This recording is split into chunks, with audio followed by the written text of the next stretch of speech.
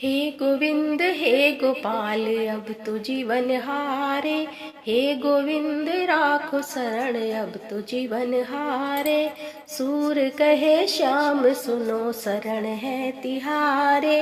अब की बार पार कर दो नंद के दुलारे। हे गोविंद राखो शरण हम तो हैं तिहारे। कार्तिक मास महात्म्य और कथा सुनने वाले सभी भक्तों का आज की कथा में हार्दिक स्वागत है।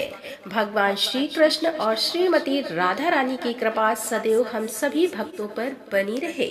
कार्तिक मास महात्म्य के कल की कथा में आपने तुलसी की महिमा का वर्णन सुना और आज आप सुनने वाले हैं आंवले के वृक्ष की उत्पत्ति और उसका महात्म्य। तो अब श्री राधा रानी का ध्यान करके आज की इस पावन और परम कल्याणकारी कथा का श्रवण करते हैं। कार्तिक मास में तुलसी के महात्म्य का वर्णन सुनने के बाद सूत जी से सौनक आदि ऋषियों ने पूछा कि हे सूत जी, कार्तिक मास में आंवले के वृक्ष का क्या महत्व है और इसकी उत्पत्ति किस प्रकार से हुई। हमारे मन में आंवले के वृक्ष की उत्पत्ति और उसका महात्म्य सुनने की बड़ी प्रबल इच्छा है, सो कृपा करके हमें यह भी बताइए। तब सूत जी कहते हैं कि कार्तिक मास के शुक्ल पक्ष की चतुर्दशी को आंवले का पूजन करें। आंवले का महान वृक्ष सब पापों का नाश करने वाला है। इस चतुर्दशी का नाम बैकुंठ चतुर्दशी है। उस दिन आंवले की छाया में जाकर राधा सहित देवेश्वर श्री हरि का पूजन करें। तदंतर आंवले की 108 बार प्रदक्षिणा करें। फिर साष्टांग प्रणाम करके परमेश्वर श्याम सुंदर श्री कृष्ण की प्रार्थना करें और आंवले की छाया में बैठकर इस कथा को सुने। फिर ब्राह्मणों को भोजन करा और यथाशक्ति दक्षिणा दे। ब्राह्मणों के संतुष्ट होने पर मोक्षदय श्री हरि भी प्रसन्न होते हैं। पूर्व काल में जब सारा जगत एवं के जल में निमग्न हो गया था तो समस्त चराचर प्राणी नष्ट हो गए थे। उस समय देवादिदेव सनातन परमात्मा ब्रह्मा जी अविनाशी परम ब्रह्म का जप करने लगे थे। ब्रह्मा का जप करते करते उनके आगे श्वास निकला, साथ ही भगवत दर्शन के अनुराग बस उनके नेत्रों से जल निकल आया। प्रेम के आंसुओं से परिपूर्ण वह जल की बूंदें पृथ्वी पर गिर पड़ी और उसी से आंवले का महान वृक्ष उत्पन्न हुआ, जिसमें बहुत सी शाखाएं और रूप शाखाएं भी निकली थी। वह फलों के भार से लदा हुआ था। सब वृक्षों में सबसे पहले आंवला ही प्रकट हुआ था, इसीलिए उसे आदि रोग कहा गया है। ब्रह्मा ने पहले आंवले के वृक्ष को उत्पन्न किया और उसके बाद समस्त प्रजा की सृष्टि की। जब देवता आदि की भी सृष्टि हो गई तब वे उस स्थान पर आए जहाँ भगवान श्री हरि विष्णु को प्रिय लगने वाला आंवले का वृक्ष था। उसे देखकर सब देवताओं को बड़ा आश्चर्य हुआ। उसी समय आकाशवाणी हुई कि यह आंवले का वृक्ष सब वृक्षों से श्रेष्ठ है, क्योंकि यह भगवान विष्णु को प्रिय है। इसके स्मरण मात्र से मनुष्य गोदान का फल प्राप्त करता है। इसके दर्शन से दुगना और फल खाने से 3 गुना पुण्य प्राप्त होता है। इसीलिए सर्वदा प्रयत्न करके आंवले के वृक्ष का सेवन करना चाहिए, मतलब आंवले का वृक्ष लगाना चाहिए, क्योंकि वह भगवान विष्णु को परम प्रिय एवं सब पापों का नाश करने वाला है। अतः समस्त कामनाओं की सिद्धि के लिए आंवले के वृक्ष का पूजन करना उचित है। जो मनुष्य कार्तिक में आंवले के वन में भगवान श्री हरि की पूजा तथा आंवले की छाया में भोजन करता है, उसके सारे पाप नष्ट हो जाते हैं। आंवले की छाया में वह जो भी पुण्य करता है वह कोटि गुना हो जाता है। प्राचीन काल की बात है कि कावेरी के उत्तर तट पर देव शर्वा नाम से विख्यात एक श्रेष्ठ ब्राह्मण रहते थे। वह वेद वेदांग के पारंगत विद्वान थे। उनका एक पुत्र हुआ जो बड़ा दुराचारी निकला।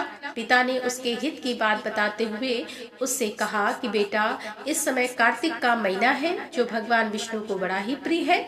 तुम इसमें स्नान, दान, व्रत और नियमों का पालन करो और तुलसी के फूल सहित भगवान विष्णु की पूजा करो। भगवान के लिए दीपदान, नमस्कार तथा प्रदक्षिणा करो। पिता की ऐसी बातें सुनकर वह दुष्ट आत्मा पुत्र क्रोध से जल उठा। उसके ओठ फड़फड़ाने लगे और उसने पिता की निंदा करते हुए कहा कि हे तात, मैं कार्तिक मास में पुण्य संग्रह नहीं करूंगा। पुत्र का यह उद्दंडतापूर्ण वचन सुनकर देव शर्मा ने क्रोध पूर्वक कहा कि अरे दुर्बुद्धि, तू वृक्ष के खोखले में चूहा हो जा। इस श्राप के भय से डरे हुए पुत्र ने पिता को नमस्कार करके पूछा कि हे पूज्य, वह उस घृणित योनि से मेरी मुक्ति कैसे होगी, यह भी बताइए। तब इस प्रकार पुत्र के द्वारा प्रसन्न किए जाने पर ब्राह्मण ने श्राप निवृत्ति का कारण बताया। ब्राह्मण ने अपने पुत्र से कहा कि सुनो, जब तुम भगवान श्री हरि विष्णु को प्रिय लगने वाले कार्तिक मास के व्रत का पवित्र महात्म्य सुनोगे, उस समय उस कथा के श्रवण मात्र से तुम्हारी मुक्ति हो जाएगी। पिता के ऐसा कहने पर वह उसी क्षण तत्काल चूहा हो गया और फिर कई वर्षों तक वह सघन वन में ही निवास करता रहा। एक दिन कार्तिक मास में विश्वामित्र जी अपने शिष्यों के साथ उधर से ही आ निकले। तब नदी में स्नान करके भगवान की पूजा करने के बाद आंवले की छाया में बैठकर वे अपने शिष्यों को कार्तिक का महात्म्य सुनाने लगे। उसी समय कोई दुराचारी व्याध शिकार खेलता हुआ वहां आया। वह प्राणियों की हत्या करने वाला तो था ही, ऋषियों को देखकर उन्हें भी मार डालने की इच्छा करने लगा।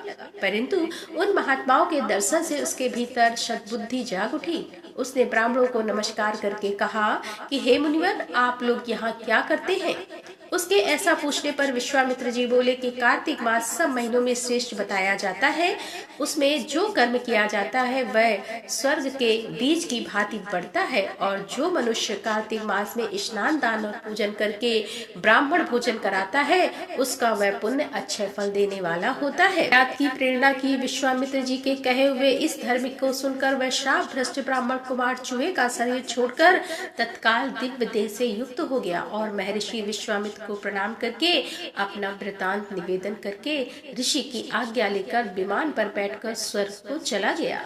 इससे विश्वामित्र और व्याध दोनों को बड़ा विस्मय हुआ। व्याध भी कार्तिक व्रत का पालन करके भगवान विष्णु के धाम में गया।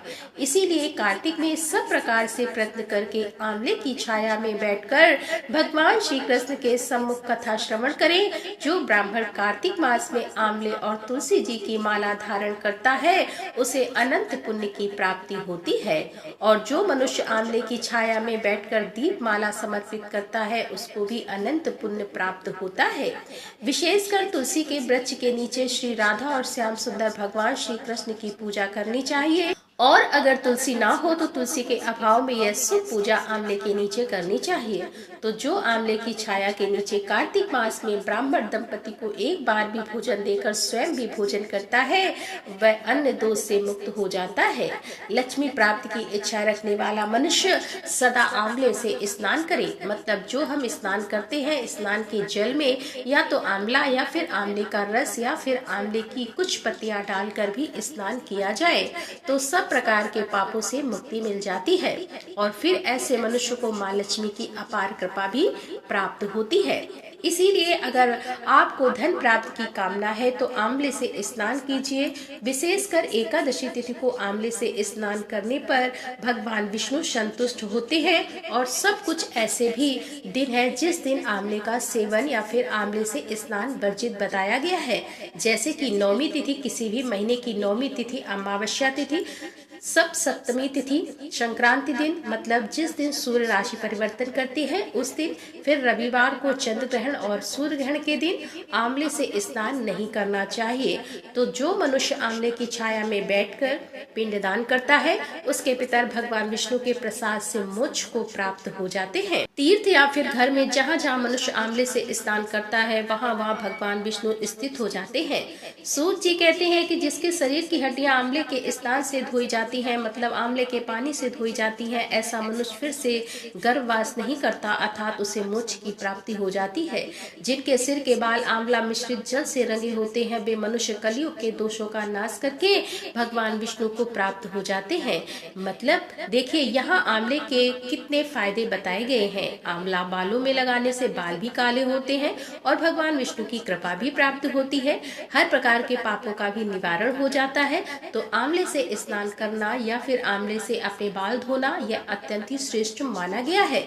स्वास्थ्य के दृष्टिकोण से भी और भगवान श्री हरि विष्णु की कृपा की प्राप्ति के लिए भी, पापों के निवारण के लिए भी और माँ लक्ष्मी की कृपा के लिए भी जो कार्तिक मास चल रही है, निवारण के लिए भी और माँ लक्ष्मी की कृपा के लिए भी। तो कार्तिक मास चल रहे हैं और आंवले भी आसानी से उपलब्ध हो जाते हैं। जो तिथियां वर्जित बताई गई हैं कथा में, उन्हें छोड़कर बाकी के दिनों में आंवले का प्रयोग हमें जरूर करना चाहिए। अब सूत जी आगे कहते हैं कि जिस घर में सदा आंवला रखा रहता है वहाँ भूत प्रेत कुष्मांडा और राक्षसी नहीं जाते। जो कार्तिक में आंवले की छाया में बैठकर भोजन करता है उसके 1 वर्ष तक अन्न संसर्ग से उत्पन्न हुए पाप का नाश हो जाता है। अन्न संसर्ग का मतलब है कई बार किसी के यहाँ अगर सूतक पातक में गलती से खा लिया हो या फिर किसी ऐसे व्यक्ति का भोजन जो कि सही मार्ग से धन का अर्जन ना करता हो, यह पाप के अन्न में आता है। तो इस प्रकार अगर किसी और का अन्न हमने खाया हो जो ठीक ना हो तो वह सभी पाप समाप्त हो जाते हैं। अगर हम आंवले की छाया में बैठकर भोजन करते हैं, और हमारे शास्त्रों में तो कार्तिक मास में आंवला नवमी के दिन भोजन बताया भी गया है कि भोजन वहां बनाइए और वह भोजन ब्राह्मण को भी कराइए, वहीं बैठकर, और फिर स्वयं भी परिवार सहित बैठकर आंवले की छाया में भोजन करना चाहिए। तो इस प्रकार से कार्तिक मास महात्म्य का ये 5वां अध्याय समाप्त हुआ। अब मिलते हैं आपको कार्तिक मास के 6वें अध्याय के साथ। तो दोस्तों तब तक के लिए राधे राधे, जय श्री कृष्णा, हर हर महादेव, जय भोलेनाथ।